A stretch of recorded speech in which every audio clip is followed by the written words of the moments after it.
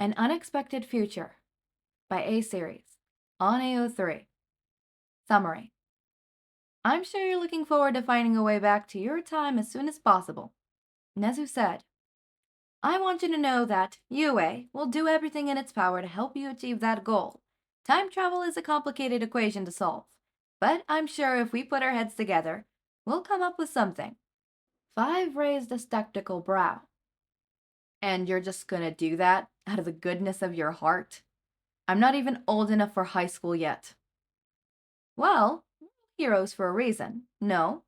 What good are we if we can't help a single child in need? Nezu pointed out, with a pleasantly neutral smile as he sipped his tea. Or, instead of time traveling into the apocalypse, 13-year-old Five Hargreeves teleported in the middle of the USJ fight. He gets a couple of new dads out of it. Episode 1, Chapter 1. Need a hand? I'm not ready to time travel my ass. Five Hargreaves scoffs as he storms out of his father's manor. He hurried down the 22nd Street. A tweeny, 13-year-old American in an English schoolboy-styled uniform, ignoring the passerbys as he reached forward and grabbed onto the unforeseen fabric of reality in front of him and ripped through time itself. Autumn chill was replaced by a crispy spring wind, and he grinned as it blew his brown hair out of its cloth. He ripped another tear into winter, snow, changing to blazer and knee-high socks. Then, high on his accomplishments, he broke into a run, far into the future, through both time and space, and stepped into chaos. There was a fight. A single scruffy man and what looked like an army of humanoid monsters. A few of the monsters startled at Five's sudden appearance, and one of them actually took a swing at him, but he teleported away to cover. The best he could see with the quick glance around was a nearby fountain, and the best he could see with his quick glance around was a nearby fountain, and he reappeared behind it in a crouch. He had goosebumps over his entire body, enough that he wanted to scratch at them, but he forced himself to ignore it and push through the building headache to peer over the edge and take stock of the situation. He was in some sort of dome building, the area inside divided into different zones filled with water or earth or buildings, and several looked to be recreating some sort of natural disaster. The fountain, Five was hiding behind, was on top of a grousey mounted in the plaza center of the building, with the only visible exit Five could see still being a long, grand staircase to an upper level with a large set of doors. There seemed to be people in every area, including on top of the stairs, but the fight Five had teleported into was in the plaza leaning towards the water zone. Those creatures fighting, were they aliens? Monsters? Result of an experimentation? Or were they people like his brother Ben, whose monstrous side was inseparable, regardless of how he felt about it? No. More than anything, they looked like supervillains? There were two, just on the opposite side of the fountain, with their backs to him. One was spindly, with dismembered hands covering both his arms and neck, watching the fight below from their elevated position, and muttering something under his breath. He was far too calm to be anyone other than some sort of leader. To his side was an enormous man, standing unnaturally still, inky black skin, covered in red scars. Obviously, a well-trained bodyguard with an exposed brain? Whatever was going on, it wasn't any of Five's business. He ducked behind the fountain, carefully and quietly sliding down the grassy mountain this fountain was built on. With a little more distance and cover, he twisted his fists, hooking his hands into time-space continuum, and pulling like an open door. But it sputtered out. No, no, no! Five hissed under his breath, trying over and over to grasp the threads of time without alerting the others around him. But they kept slipping through his fingers until he couldn't feel them at all. So he was stuck here, wherever here was, Great. Perfect. At least he could still space travel, right?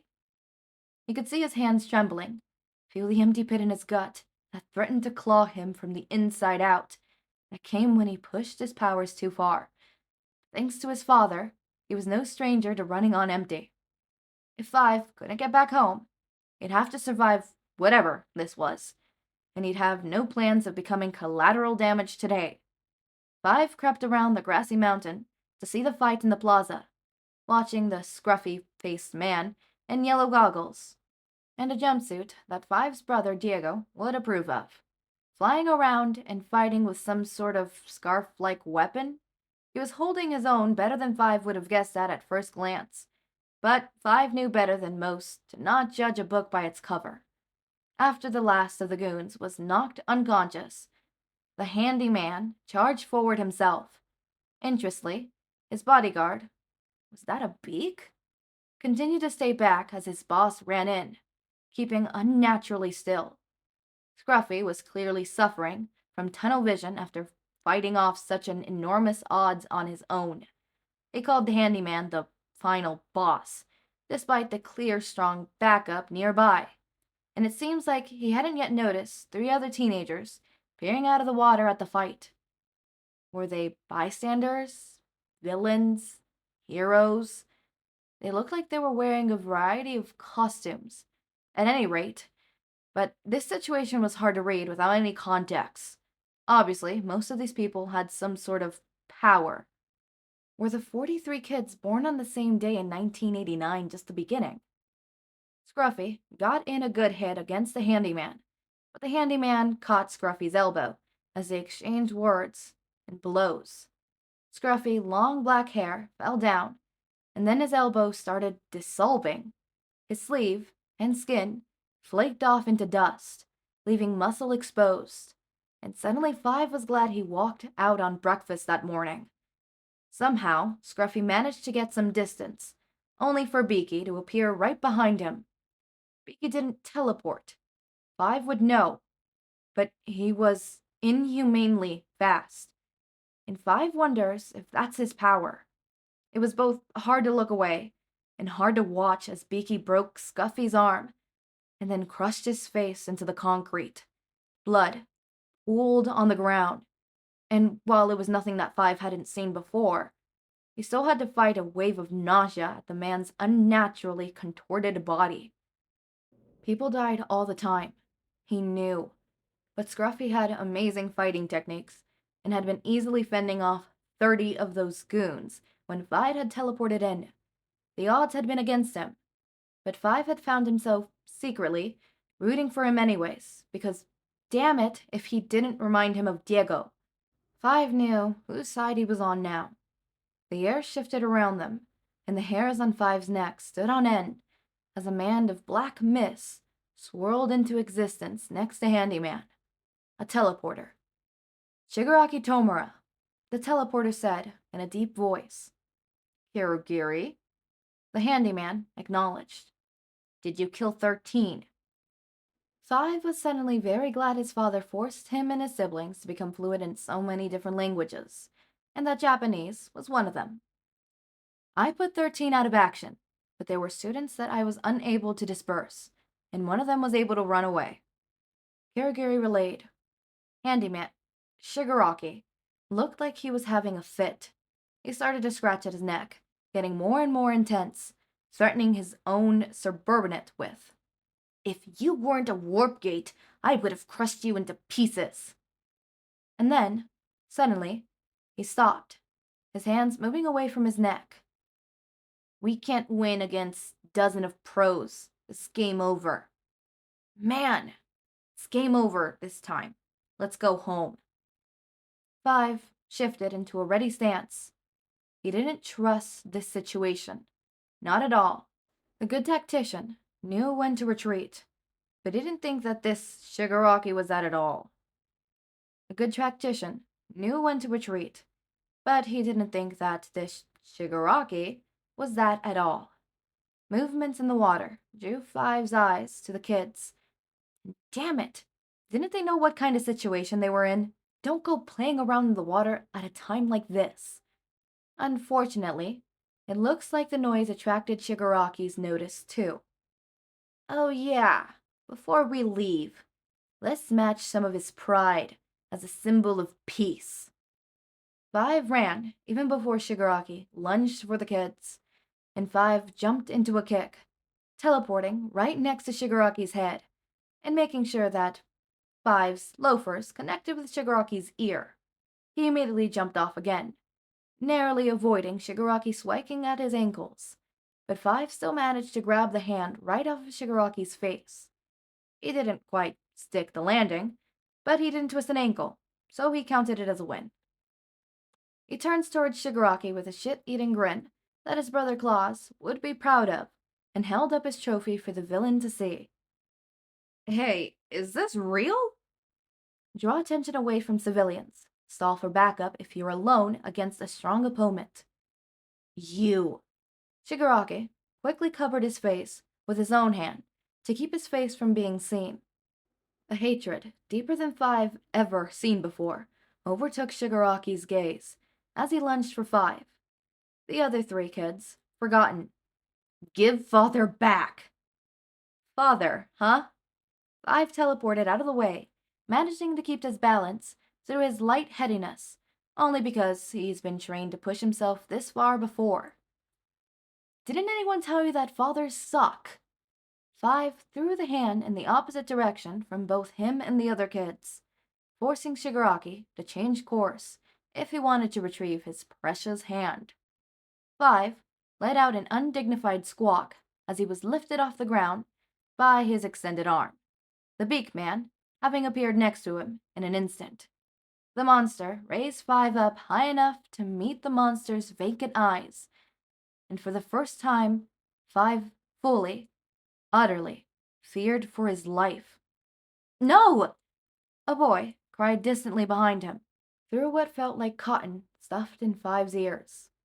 Five's heartbeat pounded in his temple, and he remembered his sputtering powers, definitely trying to bend reality around him as he screamed, pain overwhelming his senses, and it took all he had to force consciousness as he hung limply from his crushed arm. Smash! A force stronger than anything Five ever felt before erupted next to him, and it was lucky the monster let go of him, or the force alone would have broken his arm in even more interesting ways. As it was, he was only flung a few feet before something wrapped around his waist, and he was pulled into the water. Five forced his eyes open to see the wide-eyed face of the girl from earlier, her tongue, gross, wrapped around his waist from when she presumably saved him from flying off. She said something around her tongue, but Five was far too gone to be able to understand a thing. You idiot should have run, he groaned quietly in English.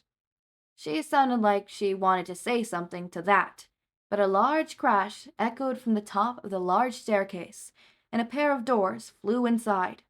A man walked in, and Five watched as the froggish girl's eyes filled with happy tears. Guess that was backup. Five wasn't in the water anymore. He blinked around at the other kids around him. The girl, the green-haired boy, and the small purpled one, with Scruffy at their feet. The big, buff man was taking to the green-haired boy, but Five's eyes was fixated on Scruffy. He was breathing. We have to get out of here, Five ordered to the others, in English, as the big muscled man ran to tangle with the beaked-headed monster. Let's grab Scruffy and go. That's what All Might said too. The girl replied, in English, thank God. Are you okay to walk? I'm fine, Five hissed, cradling his arm and nodding them forward. Can you carry him or not? Midoriya? The girl said. The green-haired kid started carrying Scuffy's shoulder, while the purple child grabbed his feet. The group, dejectedly, made their way to the door, but Midoriya seemed more preoccupied with what was happening behind them than where they were going. Fair enough. They needed someone to watch their backs during their retreat after all. Thank you for saving us back there, the girl said, looking at him. I'm Asui Sue. You can call me Sue. This is Midoriya and Mineta. What's your name? Five spared a glance at her before saying, tirelessly, 5. Kiddo? Sue tilted her head. Like the number. Exactly like the number. The purple boy hissed, something that Five didn't catch, but apparently Sue was willing to act as translator. Mineta wants to know what you're doing here, kiddo. Long story short, an accident. Five said, taking Midoriya's lead, and constantly scanning the area for threats. I'll be out of your hair as soon as I can, but in the meantime, we have to get you guys to safety. All of us. Five furrowed his brows and turned to her. What? All of us. Sue repeated, resoundly, meeting his eyes with as much stubbornness determination as Allison. We are all getting to safety, Five. That means you too. Five stared at her, his arm throbbing, and a quip on the tip of his tongue that he didn't have the energy to deliver. He gave her a grimace instead. Sure, let's just get out of here, yeah? Another explosion erupted behind them, and Mineta cheered. Those villains said that they wanted to kill All Might, Sue said, probably for Five's benefit. Were we overthinking it? But then the dust cloud cleared, and the beaked monster's claws were deep into All Might's sides. The kids looked absolutely shell-shocked at the sight, even after everything they witnessed Scruffy going through earlier. Hey, he's buying us time. Let's go, Five said, trying to snap them out of it. Sue and Midoriya flinched, like he struck them. Sue, Midoriya said, gravely, speaking for the first time since All Might arrived. Trade places with me carrying Mr. Aizawa. Kiddo? Sue tilted her head, but traded places all the same. Okay, but why? No! Five reached for Midoriya's back, but missed, and swore as the boy took off into a sprint towards the fight. Midoriya! Sue called after him. Five reached for his powers, but found them just as elapsed as they had before. It had only been 2 hours since he woke up, and he was already at his limit. Not only that, Midoriya was surprisingly fast. He wouldn't catch up before Midoriya was in danger again. Thankfully, it looked like All Might wasn't their only backup, as more kids jumped into the fight to come to both All Might and Midoriya's aid. Five! Sue called back to him. You're at your limit, right? You won't be able to help them like this. Let's get out of here. Sue was right, but Five didn't like it. Once Aizawa had passed out, these kids became Five's responsibility, since the rest of them didn't have any combat training. He didn't like this blatant insubordinates. But Sue was right. If they stayed, they'd risk getting taken hostage, and Aizawa needed immediate medical attention.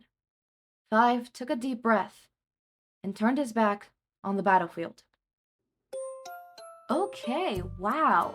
All right, so new series, and I'm doing a new thing where I have, parts like Kat does, but it is called episodes because I seem to be set on calling goddamn chapters episodes, so I might as well call them episodes now. So it's episode 1, chapter 1. So hand in hand. So hopefully that comes in handy later down the road. But this was very interesting. I very much enjoyed this chapter. I very much enjoyed this so far. I think this has really good potential, and even if you don't know the Umbrella Academy, I feel like you'd probably enjoy this as well, considering I feel like you don't know who this Diego, Claus, or Allison, I feel like those are the three he mentioned, are, or who the 43 kids born on 1989 is, but you could probably pick up context clues that, those three are close relatives to him. And if you have any questions, always put in the comments, and I would be free to answer, or any other people. But this is a really interesting series, and hi to those newcomers in my channel who are tuning in now because they see that this is the first chapter in something, or they see the fact that this has Umbrella Academy in it. Hi, welcome to my channel. I think that's going to be super, super interesting. Now, I have a dilemma. So there is moments in the chapter where they're speaking English and then they're speaking Japanese. And the author seems to distinguish this with putting not caps, but little not quotations. Like they still use the little quote bars, but they use these little I forgot what they're called, but these little, it's like the C ones but more harsher, and it's like a line down line that, whatever. They use that to distinguish whether they're speaking in Japanese or in English, and I'm not sure how I could, relate that in, writing, or not writing, but in speaking, because obviously, I can't put that. So I'm a little bit in the dilemma there. I mean, I don't know what to say, man. I'm a little bit in the dilemma there, because that's just, it's hard to distinguish that. So if you have any ideas on how I can fix that, please go ahead and inform me. This is going to be a very, very interesting fan fiction, and I'm really, really excited to do this. Thank you so much, A-Series, for allowing me to podfic this. Sorry if I'm mispronouncing your name, or your username. This is how I read it as A-Series. But it's going to be super, super nice, super, super cool. We're going to have Dad Zawa, Dad Mike. We're going to have a lot of interesting stuff. I mean, this obviously poses the cool, interesting aspect of how is Five going to react to all these different new things? Like, how is he going to react to mutation quirks? How is he going to react to other stuff? And it poses a big, question and stuff like that of like how everyone is going to react to him. And also, will Aizawa be able to erase Five's quirk? Or quote-unquote quirk, because it's not a quirk, it's a power, but will he still be able to erase it? Or does that not? Like, I wonder how that goes around. And also, something that I will mention is the fact that Five sees Aizawa and says, yeah, that one, I'm attached to that one. That one. Yeah, that one. Aizawa. I feel like his power, well, although his power is erasure, right? That's his quirk. He has a secret underlying quirk called collecting problem children. But yeah, as always, my raindrops, make sure to eat, sleep, drink water, take your meds. Have a wonderful day or night. Link to my Discord server and socials are down in the description. Subscribe to see more of my content, and thank you so much for watching.